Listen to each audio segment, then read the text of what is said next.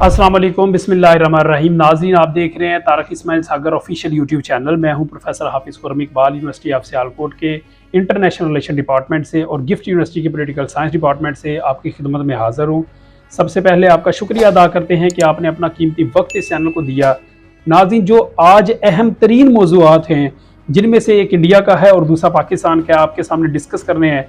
First of all मैं India की बात करूं तो इंडिया के अंदर मुसलमानों की तारीख को मसख करने का एक घिनौना खेल शुरू कर दिया गया है।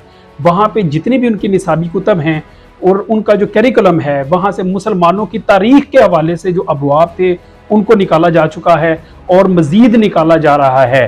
फॉर एग्ज़ाम्पल, जो मुग़ल दौरे हुकूमत था उसको निकाल के उसकी जगह पर मराठा और शिवाजी दौरे हुकूमत को शामिल किया गया है। फैज़ अहमद फैज़ की नज़मों को निकाल दिया गया है। इसके अलावा जो अफ्रीकी और एशियाई इस्लामी ममालिक हैं उनके हवाले से जो फलने फूलने के वाक़यात थे और उनका जो दौरे हुकूमत था, किस तरह से उन्होंने अपने मुल्कों के अंदर निज़ाम हुकूमत को चलाया है, उन अफ्रीकी और एशियाई इस्लामी ममालिक के वाक़यात को भी निसाबी किताबों से निकाल दिया गया है और उसकी जगह पर हिंदुआना जो मामलात हैं, वाक़यात हैं, वो डाल दिए गए हैं। हिंदुआना बहादुरी के किस्से डाल दिए गए हैं। ये बहुत बड़ा एक मसला और बहुत बड़ा एक घिनौना खेल पूरे इंडिया के अंदर शुरू किया गया है। महाराष्ट्र की जो सूबाई हुकूमत है उसने तो बाकायदा तौर पे जो वहाँ पे ताजमहल है, उसके अलावा कुतुब मीनार है, इसके अलावा लाल किला है, उसका जितना भी तज़किरा था वो अपनी किताबों से निकाल के बाहर फेंक दिया है। ये तो हालत है इस वक्त निसाबी किताबों की।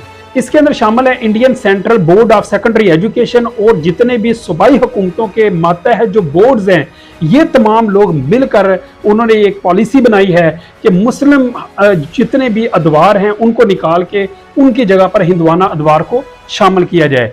हमारे किसी मीडिया चैनल ने इसको नहीं दिखाया। 80 से ज़्यादा मीडिया चैनल हैं। हमारे किसी इलेक्ट्रॉनिक मीडिया ने इसके ऊपर बात नहीं की। हमारे किसी सोशल मीडिया नेटवर्क ने इसके ऊपर बात नहीं की। हमारे प्रिंट मीडिया ने इसके ऊपर बात नहीं की। किसी ने भी अभी तक पाकिस्तान में इसके ऊपर बात करने की ज़हमत ही नहीं की है। हम सबको इंडिया के साथ तिजारत करने का पड़ा हुआ है, लेकिन ये नहीं पता कि इंडिया हमारे साथ कर क्या रहा है। मुसलमानों की तारीख को मसख करने का इतना बड़ा प्लान कर चुका है और उसने बहुत सारे सूबाई हुकूमतों में किया भी है और मजीद कर रहा है।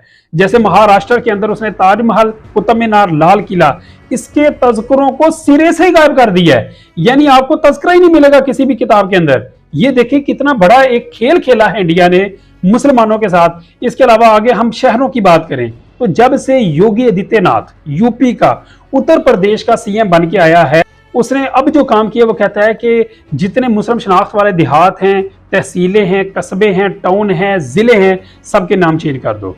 जैसे फैज़ाबाद, ज़िला फैज़ाबाद का नाम उन्होंने चेंज करके अयोध्या रख दिया है। इलाहाबाद का नाम चेंज करके प्रयागराज रख दिया है। इलाहाबाद मशहूर अल्लामा इकबाल का खुतबा इलाहाबाद है 1930 के अंदर जो दिया था, उस जगह का नाम चेंज करके प्रयागराज रख दिया गया है। अलीगढ़ मुस्लिम यूनिवर्सिटी का नाम चेंज करके हड़ीगढ़ यूनिवर्सिटी रख दिया गया है।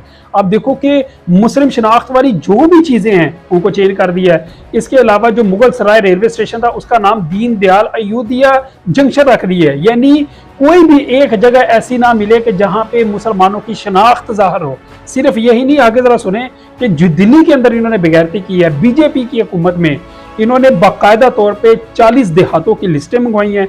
उन देहातों का नाम मुस्लिम शनाख्त वाला नाम था।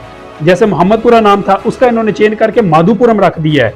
यानी कोई भी ऐसा एक नाम नहीं मिलेगा कि जिसमें मुसलमानों की शनाख्त ज़ाहिर हो, और ये पूरे इंडिया के अंदर है। और इसकी सरपरस्ती कौन कर रहा है? बीजेपी, यानी भारतीय जनता पार्टी। योगी आदित्यनाथ तो ऐसा लगता है जैसे मोदी का पार्ट 2 है। जिस तरह मोदी सीएम बना था और गुजरात और अहमदाबाद के अंदर मुसलमानों की शनाख्त को ख़त्म करने के लिए इसने मुसलमानों का कत्लेआम किया था, मुझे लगता है अब ये यहाँ पे योगी आदित्यनाथ अब उस एजेंडे के ऊपर आगे काम कर रहा है। ये आहिस्ता आहिस्ता मुसलमानों की जो इसने ये काम कर रहा है शनाख्त को ख़त्म करने के लिए, आइंदा फिर मुसलमानों की लाशें गिराने के ऊपर भी ये प्रॉपर काम करेगा। ये तो पहले नंबर पर बात है। दूसरे नंबर पर हम सैलाब की बात करते हैं। इस वक्त मुल्क पाकिस्तान में जो सैलाब आया है, पूरे मुल्क पाकिस्तान में 70% जो एरिया है वो सैलाब की ज़द में है। बड़ी परेशानी है, बड़ी अजीब एक सूरत हाल बनी पड़ी है। पहले नंबर पे तो अगर ये देखें तो क्या ये सैलाब अजाब हैं? अगर अजाब होते तो ये गरीब की झोंपड़ी को कभी भी तबाह ना करते या माल मवेशियों को कभी हलाक ना करते।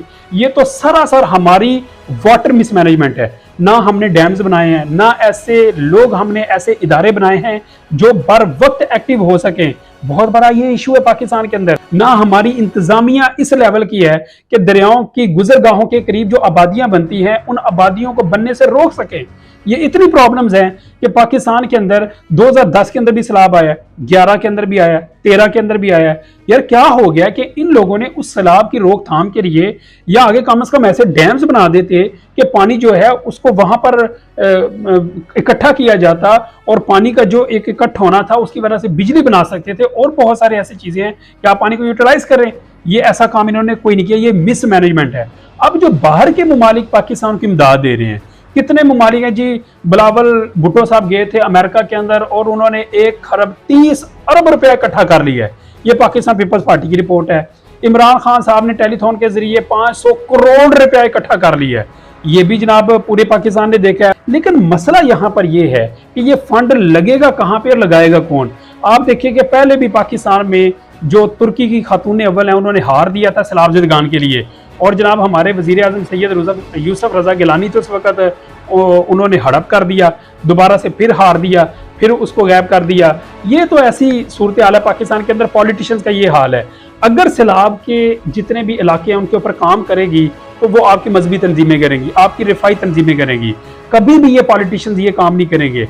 या पाकिस्तान आर्मी जो है वो पेश है। पाकिस्तान आर्मी के सारे हेलीकॉप्टर इस वक्त मैदान में है, और आर्मी ने जो GHQ में 6 सितंबर के हवाले से परेड थी उसको भी मनसूख किया है, और सारी तवज्जो जो है वो सैलाब ज़दगान के ऊपर है। आप देखिए पॉलिटिशियन जो है हमारे सियासतदान, इनका आप हाल देखिए। अभी तक जो हमारे सियासतदान है इन्होंने जलसे करने बंद नहीं किए। कल भी सरगोदा के अंदर जलसा हुआ है, अब गुजरात के अंदर जलसा है, फिर गुजरावाला के अंदर जलसा है। इन्होंने जलसे खत्म नहीं किए, लेकिन दूसरी तरफ GHQ उन्होंने अपनी मरकजी तकरीब जो है वो मुनक्कद करने से इनकार कर दिया है कि मुल्क के अंदर इस वक्त आफत आई हुई है। ये है बात, ये है मुल्क को अपना समझना, ये है मुल्क के लिए हमदर्दी रखना, ये है मुल्क के लिए कंट्रीब्यूशन करना। तो पहले नंबर पे अगर हम देखें तो जितना भी यहाँ पर सामान आएगा, जितनी भी इमदादी खेप आएगी, ये सारी इन पॉलिटिशियंस की जेबों में जाएगी, ये इनके अकाउंट्स के अंदर पैसा जाएगा, और ये किसी भी एक जगह के ऊपर भी सैलाब ज़दगान में एक पाई भी तकसीम नहीं होगी। क्योंकि माजी में हमें एक नहीं सैकड़ों ऐसी मिसालें मिलती हैं। काम कौन करेगा, यह कर कौन रहा है? तहरीक अल्लाह अकबर, तहरीक अल्लाह अकबर काम कर रही है। 40,000 उनके कारकुनान इस वक्त मैदान के अंदर हैं। बेचारे इतने इतने पानी के अंदर होते हैं, कश्तियां वो चला रहे हैं। इसके अलावा भी लोग काम कर रहे हैं। तहरीक लब्बैक पाकिस्तान काम कर रही है, रजा साकिब मुसवा साहब की जमात काम कर रही है, अल मिदरार इंस्टीट्यूट काम कर रही है, फर्दन यूनिवर्सिटीज के स्टूडेंट्स। मैंने गिफ्ट यूनिवर्सिटी के अंदर कैंप लगा हुआ देखा, मैंने यूनिवर्सिटी ऑफ सियालकोट के लोगों को कैंप लगाया देखा, मैंने पंजाब यूनिवर्सिटी के तलबा को देखा। यानी यूनिवर्सिटीज के स्टूडेंट्स काम कर रहे हैं, बढ़ चढ़ के काम कर रहे हैं। एक जरा सी अपील करने की देर थी, लाखों रुपए उन्होंने फंड दे दिया। तो ये देखें कि अगर काम करेंगी तो आपकी मजहबी जमातें करेंगी, अगर काम करेंगी आपके रिफाई इदारे करेंगे। अल खिदमत वाले हैं, कितना काम कर रहे हैं, पूरी दुनिया उनको सराह रही है। इसके अलावा ईदी वाले हैं, वो भी काम कर रहे हैं। बहुत सारे ऐसे रजाकार हैं जिनके मैं नाम नहीं भी ले रहा, मेरे ज़हन में नहीं आ रहे, तो वो पाकिस्तान में बढ़ चढ़ के सैलाब ज़दगान के लिए काम कर रहे हैं। तो हमें इन लोगों को अप्रिशिएट भी करना चाहिए और इनके साथ खुल के मदद करनी चाहिए।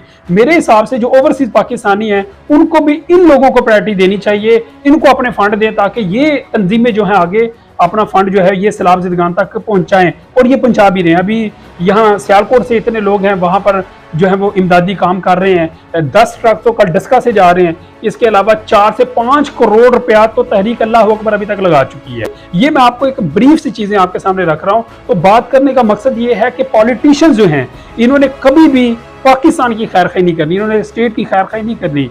ये तो पता नहीं किस हिसाब से चल रहे हैं या इनका क्या एजेंडा है। बहरहाल काम करेंगे तो हमारे इदारे करेंगे या हमारी रफाई और मजहबी तंजीमें करेंगी। इनको जो माल आएगा वो करप्शन की राह में जाएगा और इनका माल सारा बैंकों के अंदर उनकी तिजोरियों को फुल करेगा। पाकिस्तान के लिए 1 रुपया भी खर्च नहीं होगा। अपना बहुत ज़्यादा ख्याल रखिए। अस्सलाम वालेकुम।